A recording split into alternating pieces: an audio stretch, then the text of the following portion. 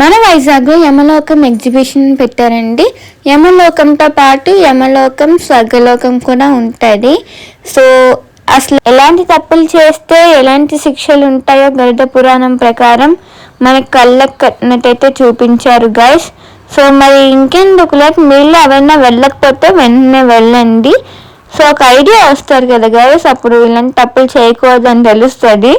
So ఇంకా చూస్తున్నారు కదా గైస్, ఇదిగోండి, ఇది వచ్చేసి ఏయూ గ్రౌండ్స్లో అయితే పెట్టారండి. ఇక్కడ తెలుసా హారియర్ మ్యూజియం ఉంది కదా గైస్, దాని పక్కనే మద్రాస్ ఫిల్టర్ కాఫీ ఉంటుంది. ఆ రూట్ నుంచి స్ట్రైట్గా వచ్చేస్తే ఎగ్జిబిషన్ వచ్చేస్తుంది గైస్.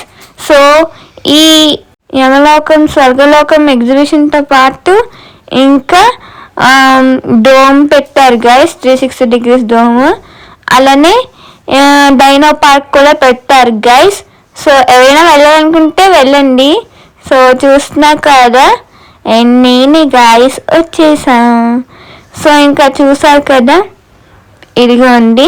సో ఇంకా డీటెయిల్స్ కోసం నా ఛానల్లో ఉన్న నా ఫుల్ వ్లాగ్ని అయితే చూసానండి గైస్, ఓకేనా.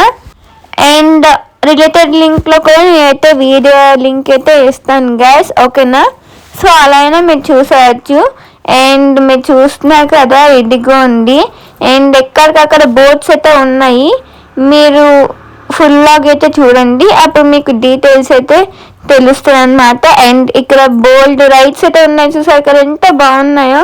అండ్ మేమైతే పౌర్ణమి ఈరోజు అయితే వెళ్ళాం గైస్. సో అందుకే మూన్ అలా ఉంది, బాగుంది కదా.